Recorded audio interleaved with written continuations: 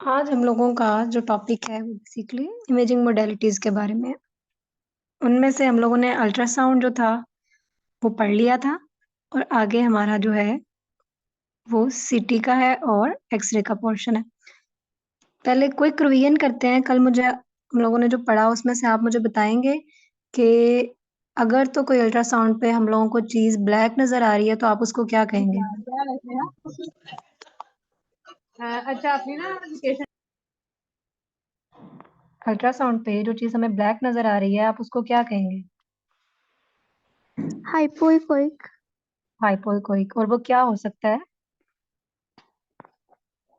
Fluid. Yes, वो fluid होता है।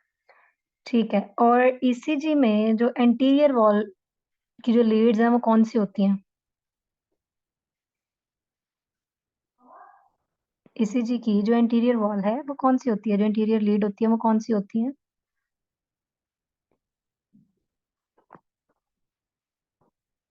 1 to 6।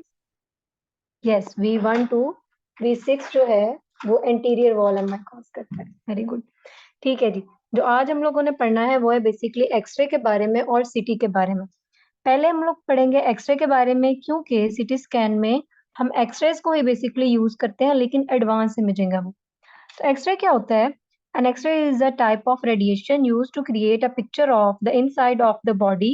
As X-ray beam passes through your body, they are absorbed differently by the various structures in the body. क्या होता है कि patient को ये साइड पे पिक्चर दिखाई है, सिंपल एक एक्सरे मशीन इस तरह की होती है। अगर लेटा के करना है तो ये बकी के ऊपर किया जाता है। ठीक है, यहाँ पे टेबल जो है इसके ऊपर किया जाता है, या अगर आपने खड़े होकर करना है तो वो सामने इसके जो लगी हुई है उस पे होता है, अगर इरेक्ट आपने करना है। क्या होता है कि पेशेंट को एक्सरे के नीचे पोजीशन किया जाता है। जो ऊपर वाला पार्ट नजर आ रहा है यहाँ पे, ये जो पोर्शन है ये ट्यूब है, यहाँ से एक्सरेज निकलनी है और इसके नीचे ये जो पोर्शन नजर आ रहा है यहाँ पे केसेट को डाला जाता है। पिछले जमाने में क्या होता था कि उस केसेट के अंदर फिल्म को भी डाला जाता था, फिर बाद में उस फिल्म को एक डार्क रूम के अंदर जाके रीड किया जाता था, उस पर फिर इमेज हमारा हमें नजर आता था। ठीक है, लेकिन अब क्या होता है कि वो इमेजिंग प्लेट होती है या इमेज इंटेंसिफायर होता है सीआर में, उसमें फिल्म उसके अंदर ही होती है या कैसेट के अंदर ही वो इमेजिंग प्लेट होती है, और वो इसके अंदर आप डाल देते हैं, फिर दोबारा उसको जाकर रीड करते हैं और वो आपको इलेक्ट्रिकल फॉर्म में आपको इमेज मिल जाता है और आप उसकी फिल्म डेवलप कर देते हैं प्रिंटर के जरिए। यहाँ पे जो डीआर डिजिटल इमेजिंग वाला सिस्टम आया है उसमें क्या है कि वो कैसेट आपको लोड अनलोड नहीं करनी पड़ती, इसके अंदर ही पड़ा होता है वो, और आपको डायरेक्टली आपकी कंप्यूटर स्क्रीन पे इमेज मिल जाता है। ठीक है, तो ये ट्यूब है, यहाँ से आपने पेशेंट को इधर आपने सेंटर करना होता है और वो एरिया आपने सिर्फ लेना होता है जहां से आपको इमेज रिक्वायर होता है। आपने आर्म का करना है, आपने लेग का करना है, तो सिर्फ आपने उतना एरिया लेना है, क्योंकि आप ज्यादा रेडिएशन से एक्सपोज नहीं कर सकते पेशेंट को। ठीक है, तो वो जब रेडिएशन फॉल करती है पेशेंट की बॉडी पे, उसने एब्जॉर्ब होना होता है, उसने स्कैटर होना होता है। ठीक है जी, और फिर उसने जो है क्या कहते हैं रिफ्लेक्ट बैक भी होना होता है। तो वो जो रिफ्लेक्शन भी होती है वो डिफरेंट एरिया से टकरा के पास कर जाता है बॉडी से, तो वो भी स्कैटर रेडिएशन की एक फॉर्म होती है। तो जो एब्जॉर्ब हो जाती है वो वाइट नजर आता है हमें, जैसे बोन्स एब्जॉर्ब कर लेती हैं, और जिसके अंदर से रेडिएशन पास हो जाती है वो ब्लैक या वही एरिया ऑफ ग्रे में नजर आता है, such as bones and soft tissues, and this is used to create an image. X-ray imaging is also known as radiography, या आप इसको रेडियोग्राफ भी कह सकते हैं, चेस्ट का रेडियोग्राफ या एब्डोमेन रेडियोग्राफ, तो वो एक एक्सरे होता है simple. X ray for x ray and CT scan we use terminologies like hyperdense जो कि ब्राइट होगा, हाइपोडेंस जो कि ब्लैक होगा, आइसोडेंस जो डिफरेंट शेड्स ऑफ ग्रे में होगा। जो हाइपरडेंस होता है, अल्ट्रासाउंड के केस में हमें सिग्नल ज्यादा मिल रहा था। हाइपरडेंस जो एक्सरे या सीटी के केस में इट्स मीन एब्जॉर्प्शन हो रही है रेडिएशन की, वो एरिया एब्जॉर्ब कर रहा है जिसकी डेंसिटी बहुत ज्यादा होगी। बोन में कैल्शियम होता है, वहां पे डेंसिटी ज्यादा होती है, तो वो चीजें हम लोगों को व्हाइट नजर आती हैं। जो बोन्स है हमारी वो एक्सरे में हमें व्हाइट नजर आएंगी। और जो हाइपोडेंस एरियाज हैं वो बेसिकली कोई भी एरिया पैथोलॉजी का हो सकता है, कोई ट्यूमर हो सकती है, कोई फ्लूइड हो सकता है, कोई सिस्ट हो सकती है, कुछ भी, कोई मैस हो सकता है, तो वो ब्लैक नजर आता है। और फिर होता है जी आइसोडेंस, जिसको डिफरेंट शेड्स ऑफ ग्रे में हम लेते हैं। एक्सरे जो है ये तो प्लेन ही होता है, इसमें कोई कंट्रास्ट वगैरह आप नहीं देते, कोई चीज नहीं देते, लेकिन सीटी में आपने कंट्रास्ट भी लगाना होता है। कंट्रास्ट क्या चीज होती है? ये वो कह लें सब्सटेंस होती है कि अगर ट्यूमर आपने देखना है तो आपने उसको डिफाइन करना है। वैसे तो आप हिस्टोपैथोलॉजी परफॉर्म करवाते हैं तो आप बताते हैं ये बिनाइन है, मेलिग्नेंट है, क्या है, लेकिन उससे पहले आप सीटी कंट्रास्ट के साथ करवाते हैं। उससे भी आपको ये डिफरेंशिएशन हो जाती है कि ये सिंपल एक मैस है या ये ट्यूमर है। ठीक है, तो वो उसके फिर कंट्रास्ट अपटेक पे डिपेंड करता है। अब एक्सरेज हम कुछ कॉमन देख लेते हैं कि हम लोगों के पास जो एक्सरे है वो किस तरह का हमें मिलता है। नॉर्मल अगर एक आप एक्सरे देखें सिंपल ये वाला, तो ये चेस्ट का एक्सरे है। ठीक है, इसमें आपको जो है मिड में स्टर्नम नजर आती है, फिर बैक साइड का जो शेडो आपको नजर आता है वो स्पाइन का नजर आता है। ठीक है, फिर कुछ चीजें उन्होंने यहाँ पे मार्क की हुई है। ये एक नॉर्मल एक्सरे है। आप देखेंगे इसमें लंग्स का कलर ब्लैक है क्योंकि एयर है यहाँ पे, वो ब्लैक है। ट्रेकिया भी आपको नजर आ रही होगी, ये यहाँ से ये ट्रेकिया डिवाइड हो रही है दोनों लंग्स की तरफ, ये एरिया से। ठीक है, और ये जो है ये बीच में ये जो पड़ा हुआ है ये आपका हार्ट है। ठीक है, और यहाँ पे ये जो नजर आ रहे हैं ये हम लोगों को वर्टिब्रास नजर आ रहे हैं, और इन वर्टिब्रास के दरमियान जो स्पेस है वो डिस्क स्पेस है। ठीक है, और अब आप इसका कंट्रास्ट चेक करें कि जो हमारे लंग्स हैं जहाँ पे एयर है, एयर क्या नजर आ रही है हमें एक्सरे पे? ब्लैक। और जो फ्लूइड है लाइक जैसे हार्ट है हमारा, यहाँ पे भी इसके अंदर भी फ्लूइड है, तो उसका भी हम लोगों को स्ट्रक्चर जो है वो वाइटिश नजर आ रहे हैं या ग्रेश नजर आ रहा है, ग्रे के उसमें। इसके नीचे आप देखेंगे कि डायाफ्राम नजर आ रही है दोनों लंग्स के नीचे, जो ब्लैक ब्लैक है वो लंग्स हैं, और इसके नीचे ये जो सेपरेशन है जो एब्डोमिनल कैविटी को चेस्ट कैविटी से सेपरेट करती है वो डायफ्राम है। और डायफ्राम से नीचे यहाँ पे आपको उसका शेडो नजर आएगा। राइट साइड पे क्या होता है? अब आपके जहन में एनेटमी होनी चाहिए एक्सरे देखते हुए या सीटी देखते हुए। अगर तो आपको एनेटमी पता होगी कि इस एरिया लिवर। में कौन सा ऑर्गन पड़ा था, यस लिवर। और लेफ्ट साइड पे उसके नीचे किस चीज का हम लोगों को गैस बबल शेडो नजर आ रहा होगा? हार्ट के बिल्कुल नीचे। आपको लेफ्ट साइड पे कौन सा ऑर्गन है? लिवर, लिवर की ही ऑपोजिट साइड पे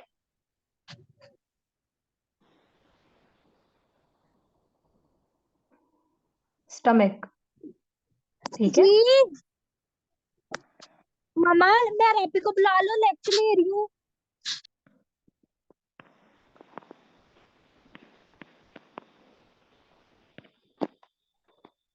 ठीक है, तो ये आप लोगों का एक सिंपल एक्सरे है। अब आगे जो हम लोगों ने देखनी है, अब आपने ये ध्यान रखना है अपने ज़हन में कि यहाँ पे लंग्स देखें बिल्कुल क्लियर हैं, इनमें कोई आपको व्हाइट कलर का कुछ भी जो है वो नजर नहीं आ रहा कि कोई डिजीज है या कुछ भी। अगर यहाँ पे देखिए जहाँ पे ना इंटरलोबार आर्टरी या राइट एट्रियम और ये जाइगस एसोफेगस और ये सब चीजें जो दिखाई हैं, इनमें जो व्हाइटिश सा आपको नजर आ रहा है ये एक्चुअली इनमें वो ब्लड है। इंटरलोबार आर्टरी वगैरह जो है ये इनका शेडो है। आगे बाकी तमाम हमारा जो क्या कहते हैं इसको, एक्सरे है वो क्लियर है चेस्ट का। चेस्ट के एक्सरे देखते हुए आप लोगों ने एक तो ये ज़हन में रखना है कि टीबी तो नहीं है, या इन्फेक्शन तो नहीं है कोई, जैसे फ्लू लाइक कुछ हो जाती है इन्फेक्शन वगैरह जो अ, मौसम के लिहाज से काम होती है। ठीक है, फिर जो है निमोनिया तो नहीं है। फिर आपने ये देखना है कि पेशेंट का हार्ट राइट साइड पे है या लेफ्ट साइड पे है। फिर उसके ऑर्गन्स देखने हैं, उनकी सिमेट्री क्या है। अगर उसका हार्ट राइट साइड पे है तो उसके ऑर्गन्स की सिमेट्री क्या है। ठीक है, ज्यादातर लोग ऐसे होते हैं जिनमें कोई रेयर एब्नॉर्मेलिटी पाई जाती है तो वो उनको पता भी बहुत देर बाद चलती है, कई बार एडल्ट लाइफ में जाके पता चलती है। तो हम लोग क्या करते हैं, एक्सरे में एक और चीज हमने देखनी होती है कि ये जो कार्डियक शेडो है इसका और यहाँ से इसका जो आपका चेस्ट का ये शेडो है, इसको हम मेजर करते हैं पूरा यहाँ से, जिसको हम कहते हैं CTR, कार्डियो थोरेसिक रेशियो, जिससे ये चेक करना होता है कि हार्ट साइज बढ़ा तो नहीं है। तो वो पूरा पहले यहाँ से चेस्ट का जो है दोनों इसके लोअर बॉर्डर से इस वाली साइड के लोअर बॉर्डर तक आप लाइन लगाते हैं, फिर यहाँ से आपने इसको यहाँ तक मेजर करना होता है। ये लेस देन 50% हो तो इट्स मीन कि ये नॉर्मल हार्ट साइज है। अगर ये ग्रेटर देन हो जाए तो इट्स मीन कि ये कार्डियो मगैली है। उसको हम कहते हैं CTR, कार्डियोथोरेसिक रेशियो। ठीक है, अब ये हमारे पास नॉर्मल एक्सरे था। जो दूसरा एक्सरे हम देख रहे हैं यहाँ पे आप बताएं कि आपको लंग्स के कलर में कोई डिफरेंस नजर आ रहा है? पिछले एक्सरे की निस्बत क्या इस एक्सरे में आपको लंग्स के कलर में कोई डिफरेंस नजर आ रहा है? अगर आप जी इसको ज्यादा डार्क देखें लग रहा है। और इसको देखें दोनों को साइड बाय साइड, तो क्या आपको कोई डिफरेंस नजर आ रहा है? डार्क है। डार्क है। ये हमेशा याद रखें, जो सीओपीडी का एक्सरे होता है, क्रॉनिक ऑब्स्ट्रक्टिव पल्मोनरी डिजीज, या आप कह लें जो स्मोकर्स होते हैं, उनका हमेशा इस तरह का होता है, उसको जेट ब्लैक होता है। ठीक है, वो डार्क, उसका जो कलर होता है वो डार्क ब्लैक होता है, और उसको स्मोकर्स टेस्ट भी कहते हैं। यहाँ आप, क्योंकि उसमें लंग्स जो होते हैं उनके हाइपर इन्फ्लेटेड होते हैं, तो वो बहुत ज्यादा एयर उनमें होती है, तो वो जो है क्या कहते हैं, वो नजर आते हैं आपको जेट ब्लैक। ग्रे में नहीं होते, थोड़े से वो डार्क ब्लैक में होते हैं।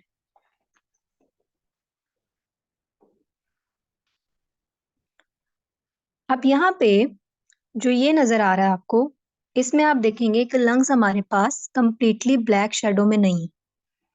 जो लंग्स के शेडो है वो कंप्लीटली ब्लैक नहीं है। राइट साइड पे भी वो जो है उसके कोई, मतलब अब आप इसको देख के ये नहीं कह सकते कि ये नॉर्मल है।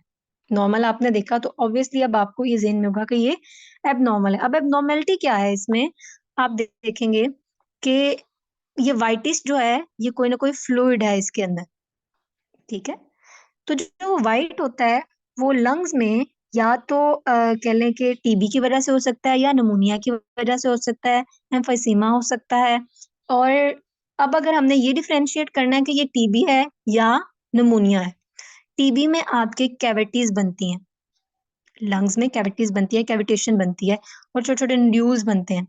जबकि निमोनिया में ऐसे आपको एक ही जगह पे ऐसे पैच मिलेगा, फिर यहाँ पे पैच मिलेगा। जो टीबी होती है ना वो इसी तरह से होती है। तो जो ये वाला एक्सरे है, ये टीबी के पेशेंट का एक्सरे है। इनमें ये देखें आपको ये छोटे छोटे जो ये कैविटीज नजर आ रही हैं, ये वाली ब्लैक ब्लैक, यहाँ पे भी है, यहाँ पे भी है, और ये साथ इसमें ये कह लें कंसोलिडेशन टाइप ही जो है वो डेवलप हो रही है, जो पैचेस बनते हैं इसमें भी। ठीक है, यहाँ पे भी है ये ब्लैक। कैविटी क्या होती है कि वो लंग में एयर तो होती है, लेकिन साथ उसमें इस तरह से एक प्रोमिनेंट कैविटी बन जाती है, और कैविटी की एक प्रोमिनेंट जो है वो बाउंड्री होती है और उसके अंदर फ्लूइड इकट्ठा होता है। ठीक है, तो ये कैविटेशन होती है टीबी के केस में। अब ये देखें, यहाँ पे आप देखेंगे कि जो हमने पहले एक्सरे देखा उस तरह का नहीं है, कि इसमें पैचेस नहीं है, उस तरह के स्पॉट्स नहीं है, या नोड्यूल टाइप्स नहीं है, या कैविटी नहीं है, हम लोगों को ब्लैक कलर अलग से नजर नहीं आ रहा। यहाँ पे हमें इस एरिया में सिर्फ लंग के एक पैच पड़ा हुआ नजर आ रहा है। ठीक है, तो ये नमूनिया का पैच है। ठीक है, डॉक्टर्स कहते भी यही हैं। अगर रिसेंटली, अब जैसे पिछले दिनों में जब सर्दी बहुत ज्यादा थी तो बच्चों में बहुत ज्यादा ये वायरल नमूनिया फैला हुआ था, तो वो पैचेस मिलते हैं, तो ये कहते हैं कि एक्सरे पे पैच मिला है। तो वो पैच जो बात करते हैं वो नमूनिया का पैच होता है। ठीक है, तो वो हमेशा कभी अपर लोब में, कभी लोअर लोब में, कहीं पे भी, कहीं से भी स्टार्ट हो सकता है, और अगर उसकी ट्रीटमेंट ना करवाई जाए तो वो आगे फर्दर जो है वो लंग को इन्वॉल्व कर सकता है। तो एक मेन डिफरेंस जो आप लोगों ने याद रखना है कि टीबी के केस में आपको एक्सरे पे क्या मिलती है, कैविटी और छोटे छोटे पैचेस या आप कह लें नोड्यूल्स मिलते हैं। ठीक है, जबकि निमोनिया के केस में आपको एक वेल डिफाइंड पैच मिलता है। क्लियर है यहाँ तक? जी मैम। ठीक है जी, अब ये क्या है, आप लोगों ने एक नॉर्मल एक्सरे देखा पीछे, उसमें क्या जो स्ट्रक्चर्स हमने देखे थे उसमें और इसमें कोई आपको डिफरेंस नजर आता है? मैम हार्ट हार्ट की लोकेशन जो है वो चेंज है। यस, हार्ट की लोकेशन चेंज है। किस साइड पे हार्ट का जो बॉर्डर है वो किस राइट साइड पे है? राइट। राइट साइड पे। जो ये बात करते हैं ना हम लोग डेक्स्ट्रोकार्डिया, लीवोकार्डिया, नॉर्मली आपका जो हार्ट होता है ज्यादातर लोगों में वो लीवोकार्डिया होता है, यानी कि लेफ्ट साइडेड हार्ट होता है। अब ये नहीं होता कि वो हार्ट पूरे का पूरा लेफ्ट साइड पे होता है, वो सिर्फ और सिर्फ जो हार्ट की एपेक्स होती है वो लेफ्ट साइडेड होती है। ठीक है जी, तो यहाँ पे देखेंगे कि ऊपर एक्सरे के उन्होंने मार्कर लगाया हुआ है राइट साइड का, कि आपका ये राइट है। अब हार्ट की जो एपेक्स है वो इस साइड पे नजर आ रही है, ये इट्स मीन कि ये क्या है, डेक्स्ट्रोकार्डिया। अब डेक्स्ट्रोकार्डिया तो हमें समझ आ गया कि भाई इसका हार्ट तो राइट साइड पे है। अब हमने ये देखना है कि क्या इसके ऑर्गन्स भी ऑपोजिट साइड पे हैं। ठीक है, यानी कि कुछ लोगों में ये होता है कि सिर्फ हार्ट ही लेफ्ट साइड पे नहीं होता, उनके ऑर्गन्स की, बाकी जो बॉडी के ऑर्गन्स हैं उनकी सिमेट्री भी चेंज हो जाती है। उनका स्टमक भी फिर तब राइट साइड पे होता है। उनको अगर अपेंडिक्स की पेन होगी तो वो उनको लेफ्ट साइड पे पेन होगी। ठीक है, तो वो हम एक्सरे से देख के किस तरह से हम बता सकते हैं कि हम लोगों ने जो नॉर्मल एक्सरे देखा था, मैंने आपको कहा था कि गैस का शेडो जो बताया था वो किस साइड पे बताया था स्टमक का। जो नॉर्मल एक्सरे हमने देखा उसमें जो स्टमक का गैस का शेडो था वो किस लेफ्ट साइड पे बन रहा, लेफ्ट साइड पे। जबकि यहाँ पे आप देखें कि ये किस जगह पे है, राइट साइड पे। राइट साइड पे। तो इट्स मीन कि इस पेशेंट के जो ऑर्गन्स हैं वो भी किस साइड पे होंगे, राइट साइड पे। फिर ऐसे पेशेंट्स को क्या होता है कि इनको अगर लेफ्ट साइड पे पेन हो रही है आइलियक फोसा में, तो इनको अपने डॉक्टर को बताना पड़ता है कि मेरे इस तरह से मेरा साइटस भी इन्वर्सिस है, मैं डेक्स्ट्रोकार्डिया हूँ विद साइटस इन्वर्सिस। तो फिर पता चलता है उन्हें कि इसकी अपेंडिक्स इस साइड पे है। ठीक है, और मोस्टली क्या होता है, ये जो है बाय चांस ये फाइंडिंग मिलती है, ज्यादातर लोगों को पता ही नहीं होता। क्योंकि डेक्स्ट्रोकार्डिया में आपके ऑर्गन्स वैसे ही इस तरह से एडजस्ट हो जाते हैं कि आपकी सर्कुलेशन पे या कोई भी बॉडी के फंक्शन पे इतना इशू नहीं होता। जिनका इशू होता है उनको फिर एसओबी वगैरह होती है, वो तो फिर अर्ली एज में ही उनका ट्रीटमेंट हो जाता है और पता लग जाता है, डायग्नोज हो जाता है। लेकिन जिनका नहीं पता चलता, जिनके कोई खास सिम्टम्स नहीं होते, उनको फिर बहुत ज्यादा देर बाद जाके ये चीज पता चलती है कि हमारा तो हार्ट जो है वो राइट साइड पे है। ठीक है जी।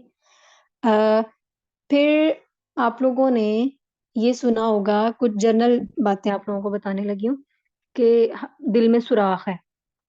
ठीक है, वो जो दिल में सुराख होता है वो बेसिकली कंजेनिटल डिजीज होती हैं कुछ हार्ट की, जो आपके हार्ट के जिस तरह से 4 चैम्बर्स होते हैं।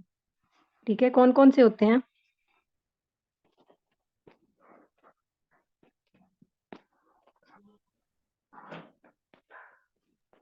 दो एट्रियम और दो वेंट्रिकल। 2 वेंट्रिकल्स। जो राइट एट्रियम और राइट वेंट्रिकल है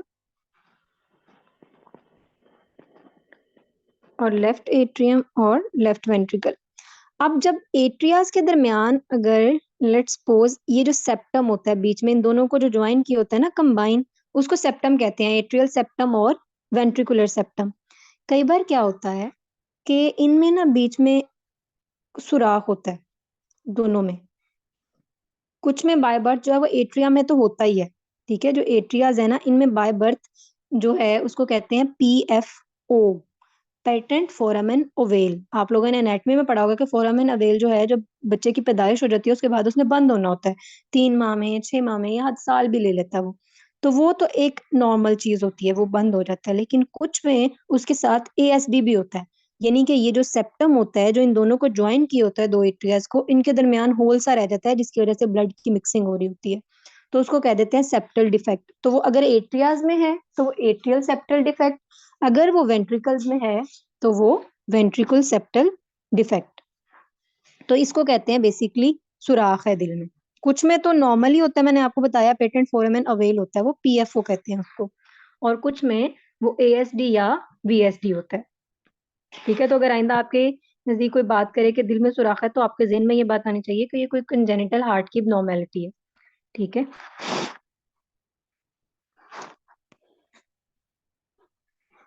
अब हम पढ़ते हैं CT के बारे में।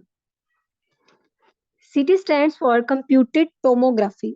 इसको टोमोग्राफी क्यों कहते हैं? क्योंकि एक्सरे में बेसिकली आप लोग जो ले रहे होते हैं इमेजेस, वो इस तरह से आपके पास एक स्ट्रेट इमेज बनता है।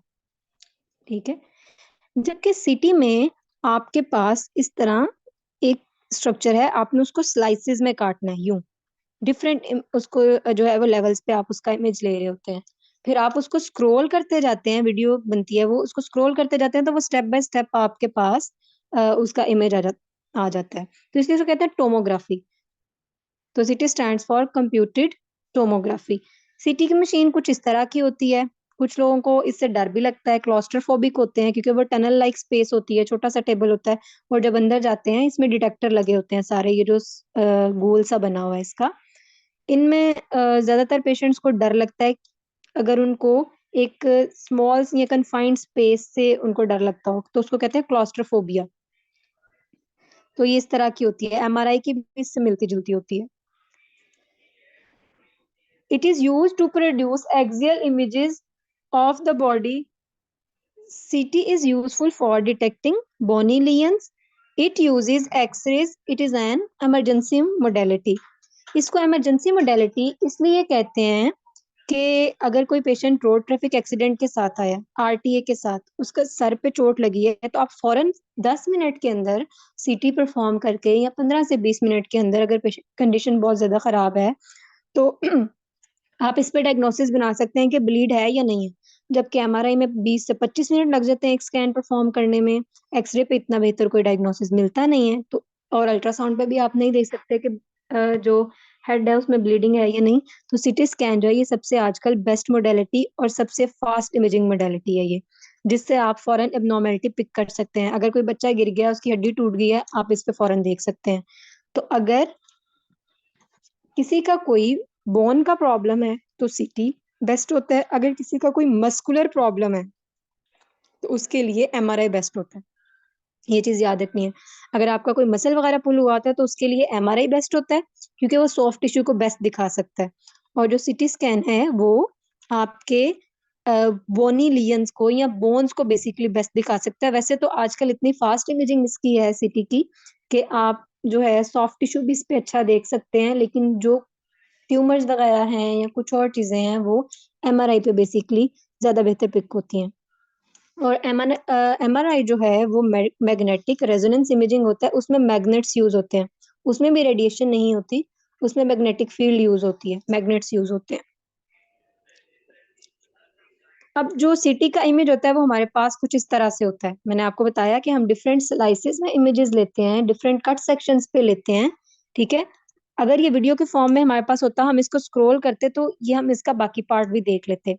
मुझे ये बताएं कि आप लोगों ने जो एक्सरे देखा पहले, उस एक्सरे में ब्लैक आपको क्या नजर आ रहा था? लंग्स। लंग्स। तो इसमें भी ये दोनों जो नजर आ रहे हैं वो लंग्स हैं। और लंग्स के इन बिटवीन क्या पड़ा होता है? जो सीटी है ना, उसकी एक बात आपको समझा दूं कि सीटी हम लोग अपसाइड डाउन इसको हम बेसिकली देखते हैं। हम लोग स्क्रॉल करते जाते हैं, क्योंकि पेशेंट को हमने जो ना वो फीट फर्स्ट करके अगर लिटाया होता है तो फिर भी हमारे पास इमेज कुछ इस तरह से आता है कि आप स्क्रॉल करते हुए यूं यूं जब नीचे आते हैं तो ये हार्ट आएगा मिड में, और फिर आपके ये लंग्स इस तरह से। तो ये इस तरह के कट सेक्शन बना हुआ, तो ये समझ लें कि ये इस एरिया से, ये वाला ये जो इमेज है ये इस एरिया से लिया गया है जहाँ पे हार्ट भी पड़ा हुआ है और दोनों लंग्स भी पड़े हुए हैं। फिर बीच में बाकी स्ट्रक्चर्स नजर आ रहे होते हैं।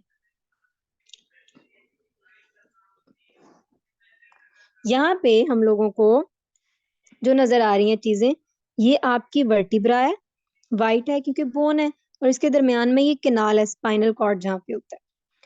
और ये जो चीज है ये लंग्स हैं आपके। मैंने बताया कि ये कट सेक्शन है, उसका एक पोर्शन हमें नजर आ रहा है। अब यहाँ पे तो इस लंग में ये ब्लैक ब्लैक है, तो ये एयर है। लेकिन आप देखेंगे कि इस साइड पे भी ये एरिया जो हमारा है, ये वाला, ये वाइट है, और यहाँ पे भी एक माइनर सी स्ट्रीक एक आ रही है, ये वाला वाइट। ये क्या होगा? ये लंग्स में क्या है?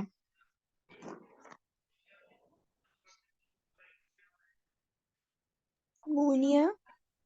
ये फ्लूइड है और ये प्लूरल एफ्यूजन है, ठीक है। ये प्लूरा जो लंग के इर्द गिर्द को, लंग्स के इर्द गिर्द एक कवरिंग अल्लाह ताला ने रखी हुई है जिसको प्लूरा कहते हैं। इस तरह डबल लेयर होती है, तो ये अंदर इन साइड पे ये फिर लंग्स इस तरह से होते हैं। तो इसमें फ्लूइड जो ज्यादा हो जाता है ना, तो वो प्लूरल एफ्यूजन होती है, ठीक है। तो ये है pleural effusion, bilateral pleural effusion. और ये जो मिड में बड़ा हुआ है ये बेसिकली बड़ा सा ये हार्ट के डिफरेंट बॉर्डर्स दिखाए हुए हैं, ये वाले। और ये आपकी एओर्टा पड़ी हुई है।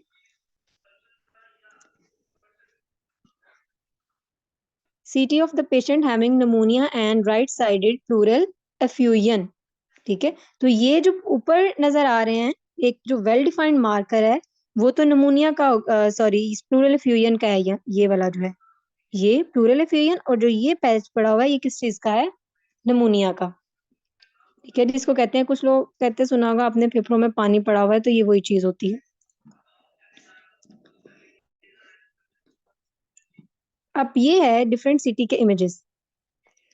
ये कट सेक्शन है एब्डोमेन का। लाइक अगर आपके पास इमेज इस तरह का है, जो एक जिस तरह एक्सरे का एक इमेज होता है एब्डोमेन का, तो इस तरह वैसे एक्सरे एब्डोमेन इतना क्लियर नहीं होता जितना क्लियर सीटी स्कैन पे आपको इमेज नजर आ रहा हो। तो यहाँ पे आप देखेंगे कि जो दूसरी डायग्राम है वो समझ लें कि वो इसका यहाँ से इसका एक ये कट सेक्शन है, इधर से जिस एरिया को मैंने हाईलाइट किया है, इसका एक सेक्शन उस तरह से उन्होंने एक्सियल सेक्शन लिया हुआ है उसका, जिसको ट्रांसवर्स बोलते हैं। ठीक है, तो वो क्या है,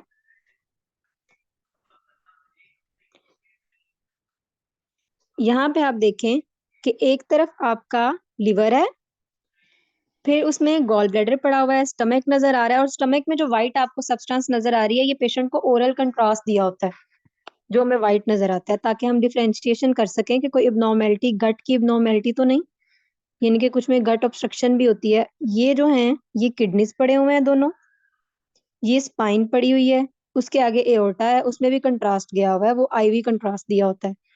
और ये जो है ये लिवर का एक लोब पड़ा हुआ है, और ये उसमें गॉल ब्लैडर है। अगर तो गॉल ब्लैडर में स्टोन होते तो उसका क्या कलर होता? मोस्टली स्टोन कैल्शियम के होते हैं ना। तो अगर गॉल ब्लैडर यहाँ पे इतना वेल डिफाइंड नजर आ रहा है, तो अगर इसके अंदर स्टोन होंगे तो उसका क्या कलर होगा? वाइट। वाइट, यस, क्योंकि उसमें कैल्शियम होता है, तो जिस तरह बोन्स एब्जॉर्ब करती हैं तो उसका कलर वाइट होता है। तो इसी तरह से जो है आपका स्टोन जो है उसकी अपीयरेंस भी वाइट होगी। अब मुझे ये बताएं कि ये जो नजर आ रहा है, ये वाइट वाइट ये जो कोने पे नजर आ रही है, ये किस चीज के कट सेक्शन है, ये जिनको मैंने मार्क किया हुआ है, ये क्या हो सकता है? अपने जहन में अपनी एनेटमी को याद करें कि आपके जो इन स्ट्रक्चर्स हैं इनको किसने जो है वो सेव किया हुआ है, गार्ड किया हुआ है। रिब्स हैं, रिब्स। रिब्स, बिल्कुल ठीक है। एक मिनट मुझे जरा दें।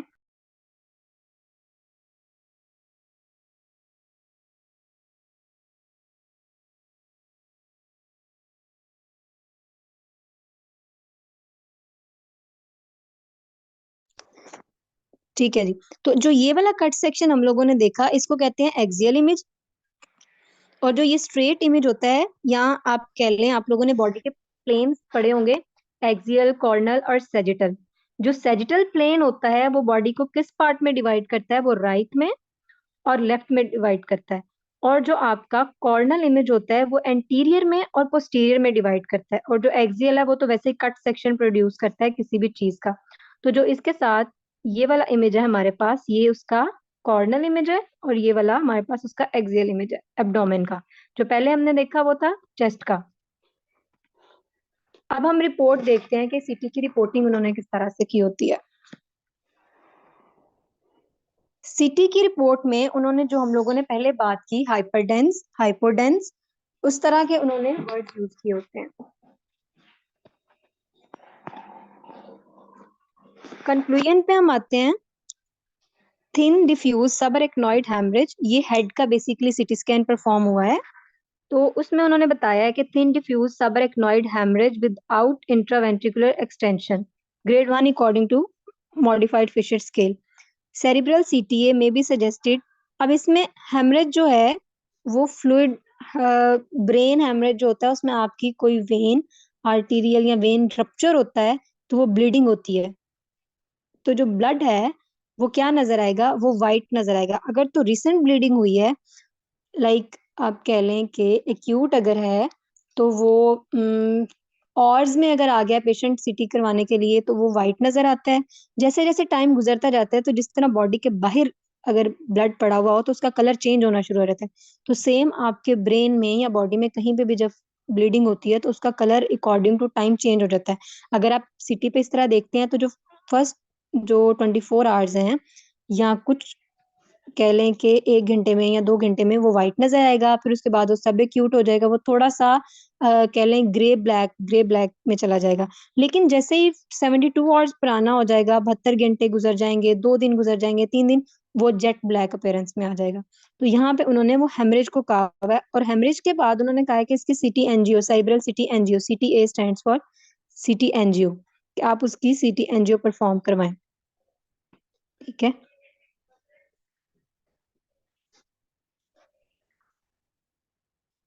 ये चेस्ट एब्डोमेन का उन्होंने कंबाइन यहाँ पे परफॉर्म किया हुआ है, तो उन्होंने लिखा है new acute process in chest और abdomen pelvis, no kidney stones और hydronephrosis, mild cardiomegaly, atherosclerotic calcification of aortic arch. अब अगर आपकी यहाँ पे जो आपकी एओर्टा नजर आ रही है, अगर तो यहाँ पे एओर्टा जो मिड में बिल्कुल स्पाइन के आगे पड़ी है, ये अगर यहाँ पे कैल्सिफिकेशन होगी, नॉर्मल कलर इसका ये है, अगर यहाँ पे कैल्सिफिकेशन है एओर्टा के अंदर, तो आपको किस तरह से नजर आएगी? अगर आर्टीरियल क्लासिफिकेशन सॉरी कैल्सिफिकेशन है, तो वो किस तरह से नजर आएगी आपको?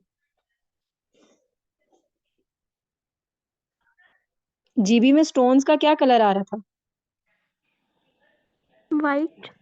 वाइट। तो हमेशा हमारी बॉडी में याद रखिएगा कि कहीं पे भी कैल्सिफिकेशन हो तो वो वाइट नजर आती है। जैसे ही पेशेंट की एज 40-50 प्लस जाना शुरू होती है, तो उसकी जो एओर्टा है वो कैल्सिफिकेशन, जिस तरह ये इसका ये राउंड नजर आ रहा है ना बहुत ज्यादा, इसी जो इसका स्ट्रक्चर होता है यहाँ पे करके वो वाइट वाइट पैचेस ऐसे होते हैं। लाजमी नहीं है, कुछ में तो पूरा पूरा सर्कल इस तरह से वाइट हो जाता है। ठीक है। कुछ के केसेस में इस तरह से आपको डिफरेंट जगहों पे ऐसे थोड़ा थोड़ा वो कैल्सिफिकेशन या कैल्सिफाइड एरियाज एओर्टा में नजर आते हैं। सीटी जो है आजकल, सीटी एंजियोग्राफी, क्रोनरी एंजियोग्राफी भी परफॉर्म हो रही है। उसमें क्या होता है कि आप जो क्रोनरीज हैं, बजाय इसके कि आप कैथ लैब में जाके देखें, जो एनजीओ होती है बेसिकली जहाँ पे स्टेंट डालते हैं, उससे पहले जिस तरह हार्ट डिजीज बहुत ज्यादा बढ़ रही है, तो पहले ही सीटी क्रोनरी एंजियोग्राफी परफॉर्म करते हैं। उसमें उसमें सबसे पहले आपने ना ये कैल्शियम स्कोर एक स्कैन करना होता है, जिसमें आप क्रोनरी आर्टरीज में कैल्शियम देखते हैं। तो वो आपको बहुत वाजिया जिस तरह एओर्टा में नजर आता है ऐसे, तो वो उनमें भी नजर आ जाता है। फिर ये पता चल जाता है कि इस पेशेंट में आगे एमआई होने के चांसेस कितने हैं। ठीक है। तो वो उन्होंने उसके एथेरोस्क्लेरोटिक चेंजेस वो डिफाइन किए हुए हैं इस रिपोर्ट में। Atherosclerotic calcification of aortic arch, descending thoracic aorta and abdominal aorta including bifurcation, no aneurysm, mild ectasia of ascending aorta.